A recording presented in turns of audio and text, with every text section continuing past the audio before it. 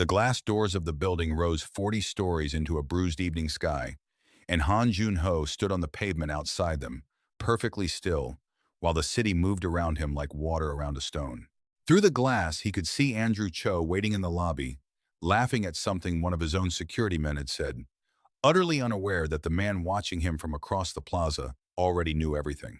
7 years ago, Joon-ho had stood beside his wife's grave and made her a promise. I'll find whoever did this. Then grief had swallowed the promise whole, and for years he stopped looking, because looking meant admitting there was something left to find. But the son he had mourned for 7 years was alive, and the man Joon-ho now believed had taken everything from him was still inside that building, still shaking his hand at board meetings, still calling himself his brother. Joon-ho looked down at an old photograph in his hand.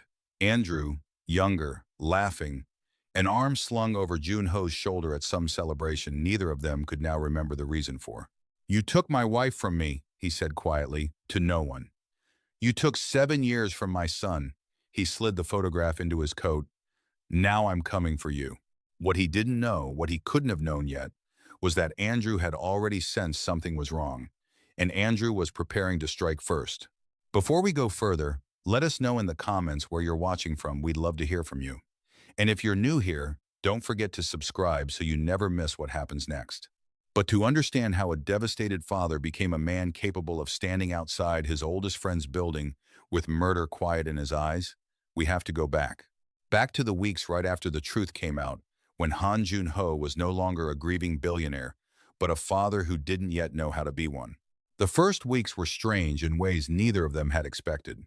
Joon-ho had spent 7 years imagining the son he lost, a boy who existed only in the soft, aching hypothetical of what might have been. The real Emeka was nothing like that imagined child. He was loud where Joon-ho expected quiet, stubborn where Joon-ho expected gratitude, and deeply, permanently unimpressed by wealth. Joon-ho kept trying to be the father he believed he was supposed to be: formal, careful, generous to a fault. He bought Emeka a watch that cost more than most people's houses. Emeka turned it over in his hands, unimpressed, and said, "This doesn't even tell me the weather. In Lagos, my friend Chidi has a watch that beeps when it's about to rain." "It's a luxury watch, Emeka. It's not supposed to predict rain." "Then what is it for?" Joon-ho opened his mouth and found he didn't actually have an answer. Emeka grinned, delighted, and from that day on it became something between them whenever Joon-ho handed him something new, something expensive, something meant to say, "Times I am trying." Emeka would inspect it with theatrical suspicion and try to negotiate its price down, as though his billionaire father were a market trader who'd overcharged him for oranges. Joon-ho always pretended to be irritated. He was never irritated. It was, without either of them naming it, the closest thing to comfortable they had. Outside the house, the adjustment was harder. Emeka struggled through formal dinners where he wasn't sure which fork to use, through a private school where the other children had never once wondered where their next meal was coming from, through a father whose expectations he couldn't yet read. But he refused to lose himself in it. He still bargained with the household cooks over portion sizes. He still joked with the security guards until they forgot they were supposed to be intimidating. He still asked questions adults twice his age didn't dare ask Joon-ho. Ngozie's place in all of it was quieter and far more uncertain. For 7 years, she had been Emeka's mother in every way that mattered, the one who fed him, disciplined him, sat up with him through fevers, loved him with the fierce, unglamorous love of someone who had chosen him with nothing to gain. Now his real father had returned, and she didn't know what she was allowed to be anymore. One evening, watching Joon-ho help Emeka with his shoelaces, something he still hadn't mastered on his own, she quietly told Joon-ho she thought it might be time for her to step back. "He has his real family now," she said. "I don't want to stand in the way of that." Emeka, who had not been meant to overhear, appeared in the doorway before either adult could finish the conversation. "She's my family too," he said flatly. The way he said things he had already decided were not up for negotiation. Joon-ho looked at his son, then at the woman who had run into a burning house for him, and understood, in that moment, that getting his son back did not mean erasing the person who had kept him alive. Ngozi stayed. Not as staff, as family. Half a world and a lifetime away, Joon-ho's mother received the phone call she had waited 7 years to receive and could not process. Her grandson, the baby she had mourned alongside Seo-yun, the child she had lit incense for every new year, was alive. She flew to see him within the week, and their first meeting was, by any measure, a disaster. She bowed formally. He tried to fist bump her.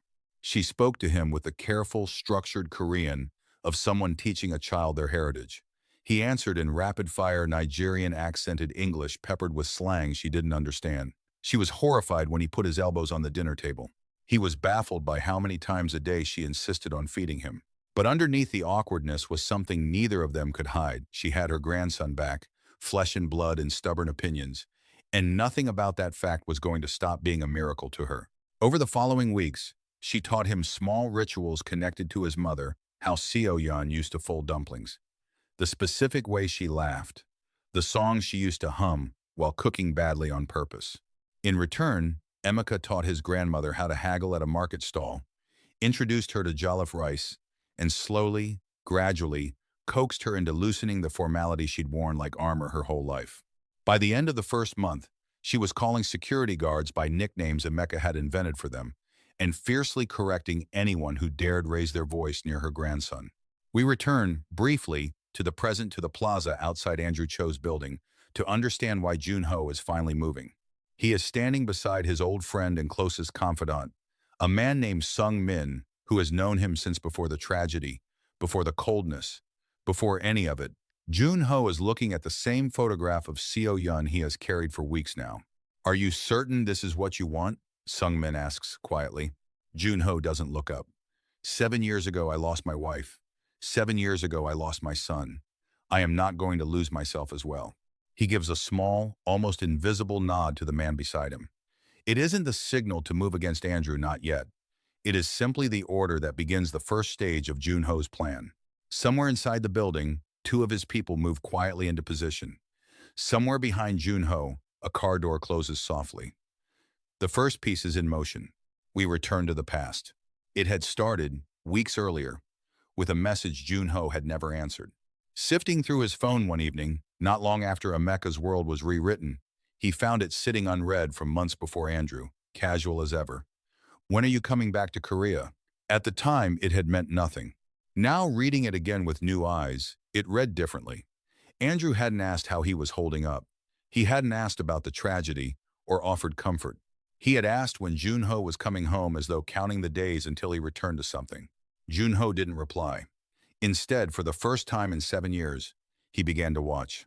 What he already had, from everything he'd uncovered before this, Andrew's name buried in a financial trail, a payment routed through a shell company, a signature on a forensics authorization.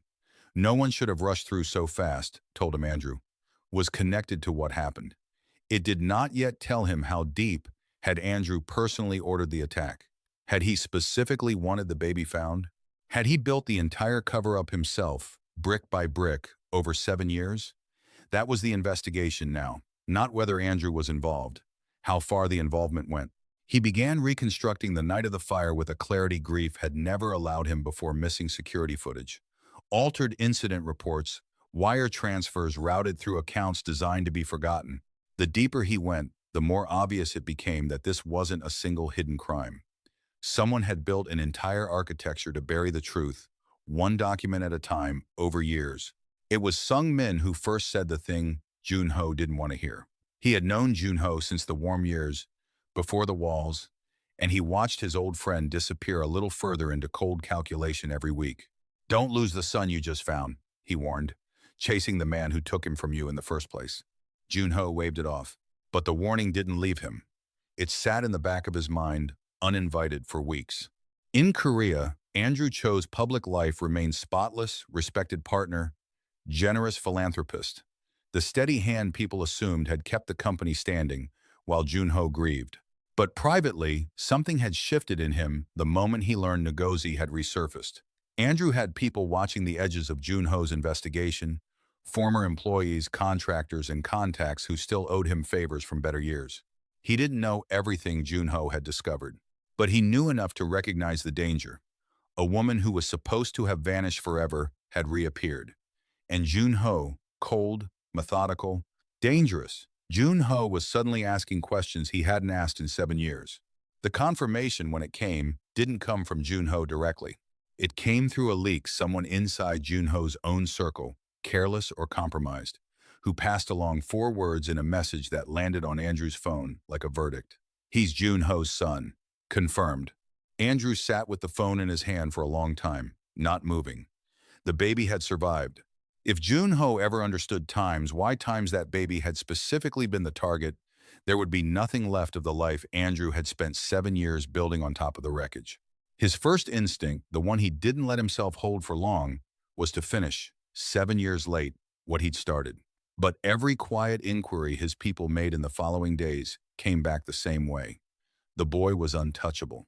Joon-ho's security around Emeka had already tightened into something no outside hand could get near. Routes changed daily, faces vetted twice, nothing left to chance. A direct move was no longer possible. So Andrew did the only thing left to him. He turned the war back to the ground he knew best: boardrooms, contracts, leverage, and began, quietly, to prepare there instead. He wasn't the only one in his household beginning to notice things. Andrew's daughter, Mira, had grown up believing her father was, whatever his flaws, fundamentally a good man, generous, principled, the kind of man who lectured her about integrity at the dinner table. She had no reason to believe otherwise. But she began noticing something odd whenever Joon-ho's name came up in conversation. A stiffness in her father's shoulders, a too quick change of subject, a tension that didn't match a simple old business friendship. She didn't know yet what it meant. She only knew it meant something.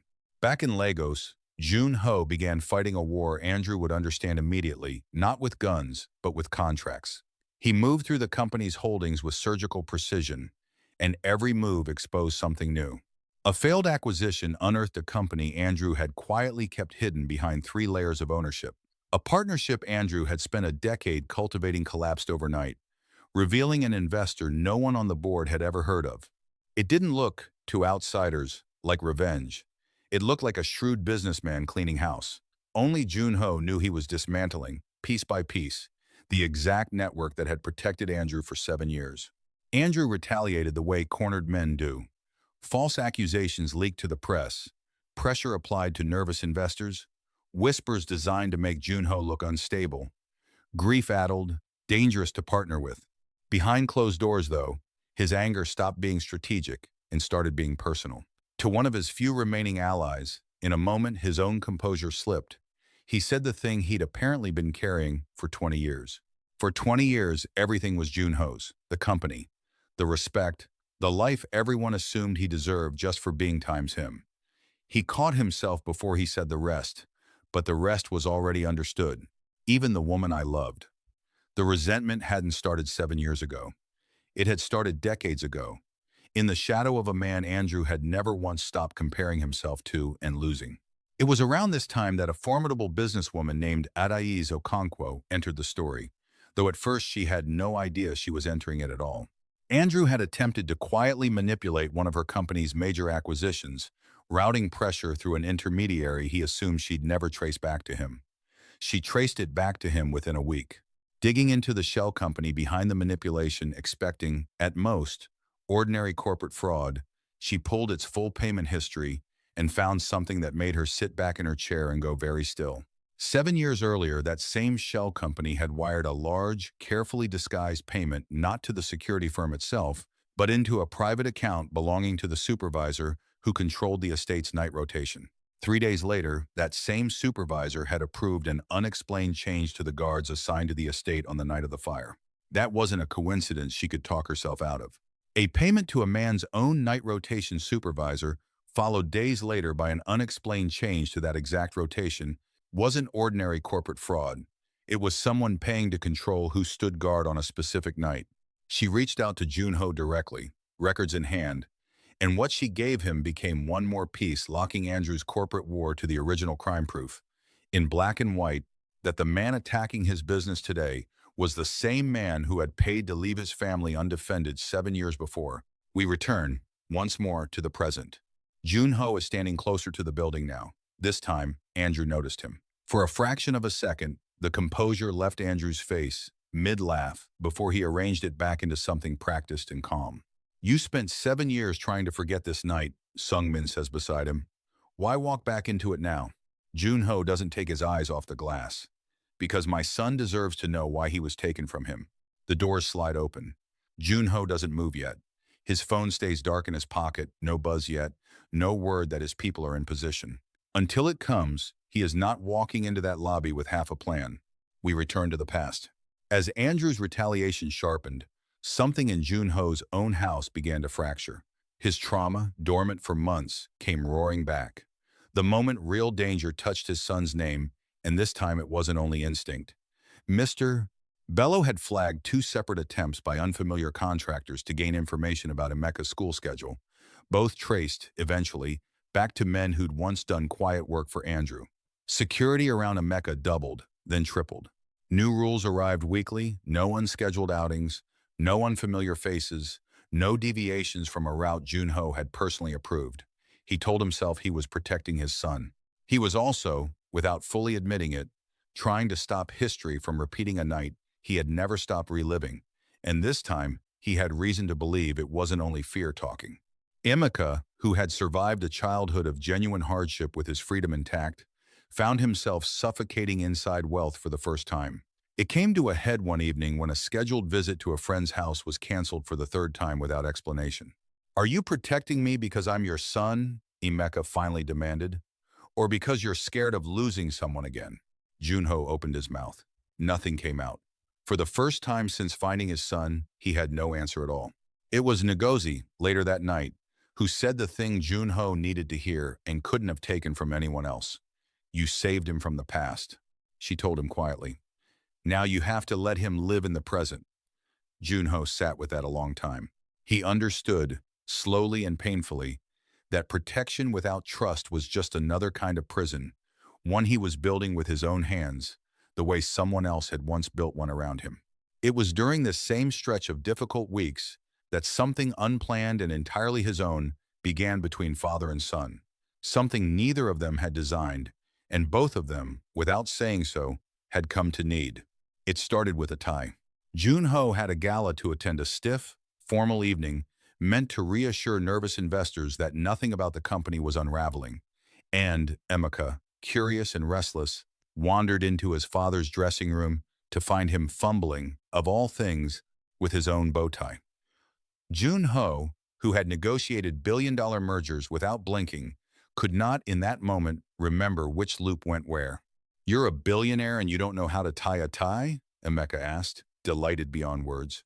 "I have people for this." "Where are your people now?" Joon-ho had no answer for that either. Emeka crossed the room, climbed onto the ottoman to reach his father's collar, and with the same fierce concentration he brought to everything, tied it himself, badly at first, then correctly on the second try. Following instructions, he pulled up on Joon-ho's own phone. "There," Emeka said, stepping back to admire his work. "Now you look like a president again." "You said I already look like a president, in the market, before you asked me for money." Emeka grinned. "I lied. You look like a man who stepped in a gutter." Something about it, the absurdity, the closeness, the small physical trust of his son's hands at his throat, undid something in Joon-ho he hadn't expected. He knelt down slightly, so they were eye to eye. "Teach me something of yours," he said, half joking. "Something from your life, something that's just ours." Emeka considered this with genuine seriousness, then held up his hand, fingers spread. "In Lagos, when a deal is done, a real deal, not the fake ones we do, you don't shake hands like this." He demonstrated a specific handshake, a slide and a snap, something loose and rhythmic that Joon-ho, laughing despite himself, fumbled through 3 times before getting right. "There," Emeka said, satisfied. "Now it's a real deal." Neither of them called it anything at the time. But in the weeks that followed, whenever something mattered, a promise kept, a hard conversation survived, a fear admitted out loud, one of them would offer the other that hand, and the other would answer it, and something between them would settle a little more firmly into place. It became, without either of them naming it, the truest thing they had.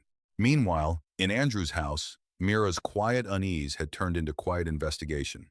She began looking, carefully, at things she'd never had reason to look at before: old accounts, documents her father kept locked away, a pattern of behavior she couldn't yet explain. Nothing she found said, outright, that her father had ordered an attack on anyone. but the pattern was becoming impossible to explain any other way.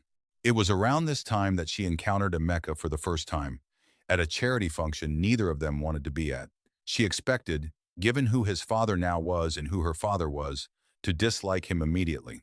Instead, he made her laugh twice in the first 5 minutes, once by narrating, under his breath, an increasingly elaborate fake backstory for every uptight guest they passed, and once by admitting, with total sincerity, that he had no idea what half the food on the buffet actually was.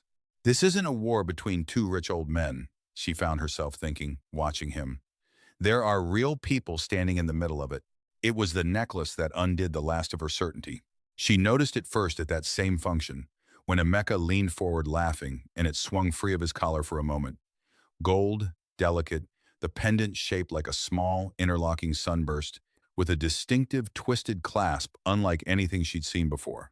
It struck her as familiar in a way she couldn't place, and she filed it away without knowing why.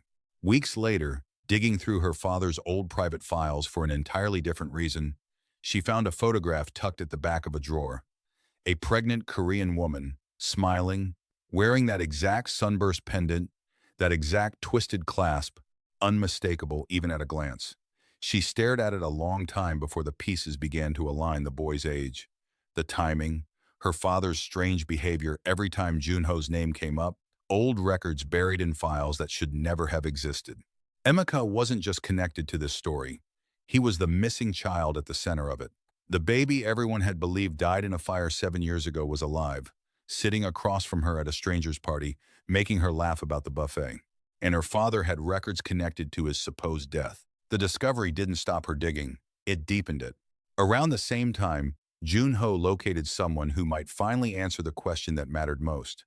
A former security contractor, long since vanished from public life, who might remember unfamiliar men gaining access to the estate before the attack. Before he could give his formal testimony, the witness disappeared. But Joon-ho's team had already recorded his preliminary statement, documenting what he remembered about the men who entered the estate and the instructions they were given. And it took only days for him to vanish again, this time permanently, a financial trail leading straight back to one of Andrew's oldest shell companies. Joon-ho understood immediately what it meant. Andrew knew they'd found him, and Andrew was willing to make people vanish to protect himself. It was Ngozi, of all people, who supplied the piece that turned suspicion into certainty. Going through old, altered security paperwork with Joon-ho one evening, she came across a specific phrase in one of the reports, an instruction, worded in a particular way, and went rigid in her chair. It matched, almost exactly, something she remembered hearing shouted through smoke 7 years earlier, a voice cutting through the chaos of that burning house with chilling clarity. Find the baby. Joon-ho felt the floor tilt beneath him. Emeka hadn't simply been caught in an attack meant for the whole family. He had been the target. Someone had wanted him, specifically, gone. If you're still watching up to now, type "I'm still here" in the comments. I want to know you're with me for this part. We return again to the present. Joon-ho has reached the final stage. Every piece of evidence he needs is already in his possession. Andrew, inside that glass lobby, still believes, in the deepest part of himself, that he can survive whatever is coming. His phone has already buzzed once tonight. His people are in position. The telecom room quietly compromised, waiting. Now Joon-ho types a single message and sends it to a name he knows will pass it along within the hour. A rumor, carefully worded, that the witness's recorded statement is still recoverable, still sitting somewhere unsecured. It is the trigger, not the trap itself, the thing that will send Andrew running straight into the line his people are already listening on. You could end this tonight, Sungmin says. Right now. Just walk in. No, Joon-ho answers, eyes fixed on the glass. He ends it himself. We return to the past, one final time, before everything converges. Mira, unable to carry what she'd found alone any longer, went deeper than she ever intended to go into records. Her father had never imagined his own daughter would find. Shell company payments. Communications surrounding the week of the attack. Investigation files altered in ways that made sense only if someone had wanted the truth to disappear. She didn't have everything. What she had was enough to shatter whatever remained of the father she thought she knew. She sat with it for 3 sleepless nights, turning over an impossible question whether protecting her father now made her complicit in what he'd done 7 years ago. In the end, she chose the harder answer. She found Joon-ho, evidence in hand, and said the only thing that felt honest enough to say, "I'm not asking you to trust me," she told him. "I'm giving you something you need to see." Her evidence, laid beside everything Joon-ho already had, closed the last remaining gap. Among Mira's files was a communication from the week of the attack, not a direct confession, but an instruction passed from Andrew's office to the men handling the operation. Combined with the payment to the night rotation supervisor, the altered investigation, and the witness's recorded statement, it established something Joon-ho had only suspected before. Andrew hadn't merely known about the attack, he had ordered it. The full picture, when it finally assembled itself, was undeniable. Financial records, security records, the witness's recorded statement, Ngozie's memory of a voice in the smoke, Mira's evidence from inside her father's own house, Andrew's signature, all those years ago, rushing through a forensics report that should have taken months. Certainty replaced suspicion entirely. Andrew Cho had ordered the attack, he had manipulated the investigation that followed. And for 7 years, he had stood beside Joon-ho at every anniversary of his wife's death, offering condolences for a tragedy he had personally engineered. The motive, once Joon-ho let himself see it clearly, was almost unbearably simple. Andrew hadn't wanted a piece of Joon-ho's life. He had wanted all of it, the company, the respect, the family, the woman. His plan had been to destroy Joon-ho completely and eliminate his heir in the same night, clearing the path for himself to inherit everything that was left standing. The only flaw in the plan was a baby who survived a fire he was never supposed to survive. The certainty consumed Joon-ho in a way even grief hadn't. The warmth he'd been slowly rebuilding with his son began to dim again under the weight of it. His mother noticed. Ngozi noticed. Sung-min noticed. And Emeka, sharper than any adult wanted to give him credit for, noticed most of all. He found his father late one night, staring at a wall of documents like a man trying to set them on fire with his eyes alone. Emeka didn't say anything dramatic. He simply held up his hand, offering the handshake that was theirs and no one else's. Joon-ho, distracted, barely returned it, a small, absent gesture instead of the real thing, and Emeka's face fell in a way he tried and failed to hide. "That's the man my mother would have wanted you to be, right?" Emeka asked quietly. "The one who forgets everything else the second there's a fight to win?" Joon-ho froze. It was, somehow, worse than anything Sung-min or Ngozi had said, because it came from the one person whose opinion he could not afford to lose. He looked down at his own hand, the hand that had learned, weeks ago, a small, ridiculous handshake from a boy tying his bow tie, and understood, with sudden and painful clarity, that the revenge consuming him was turning him into someone Seo-yeon would barely recognize, and someone his son was already starting to grieve in advance. He knelt down and offered his son the real handshake, this time the slide, the snap, done properly, done with his whole attention. Emeka searched his father's face for a long moment before finally returning it. "I'm not going to lose myself," Joon-ho told him. "I promise you that." We return, finally, to where this story began. Joon-ho stands outside Andrew's building, understanding now exactly what has brought him here and exactly what he refuses to become in the process. He looks through the glass at the man he once called family. "You took my wife from me." A pause. "You took 7 years from my son." Another pause, longer this time. "But you don't get to take the rest of my life." He steps through the doors. He does not go for Andrew's throat, and he does not go for his own revenge in the way Andrew clearly expects. The rumor he sent an hour ago has already done its work. Andrew, panicked, has done exactly what a cornered man does, reached out to an old accomplice and personally instructed him to intercept the witness's recorded statement and make it disappear for good, never knowing the communication channel he used to give that order was the one Joon-ho's team had been monitoring all night. Andrew's instructions were captured and preserved. It is, in the end, the final piece Joon-ho needed, not because he lacked evidence, but because Andrew's own voice, 7 years later, still actively working to bury the truth, closes the final gap in the case. The financial trail, the altered investigation, the witness's recorded statement, Ngozie's memory, Mira's evidence, and now Andrew's own recorded voice, condemning himself in real time. Face to face, in a private office, 30 floors above the city, Andrew finally drops the performance he has maintained for 7 years. He doesn't deny it. He simply stops pretending he ever cared to. You were always lucky, he says, something ugly and long buried finally surfacing in his voice. I built as much of this company as you did. I deserved as much of this life as you had. I was never your friend, Joon-ho. You were just the man standing in front of everything that should have been mine. For one long moment, something old and violent moves behind Joon-ho's eyes, and the room holds its breath, waiting to see which version of him will win. Then he thinks of Emeka's hand, offered and returned, of a small, absurd handshake that meant more than any deal he'd ever signed. He thinks of Seo-yun, of the man he was before grief hollowed him out, of who he still, somehow, had the chance to be. He chooses justice instead of murder. Andrew is handed to the authorities before the night is over. The fallout is swift and total. Andrew's reputation collapses within days. His companies are investigated one by one. The allies who once called him a visionary abandon him before the first headline finishes trending. Joon-ho watches none of it with satisfaction, because none of it brings Seo-yun back, and no verdict on earth can return the 7 years that were stolen. Mira does not defend her father.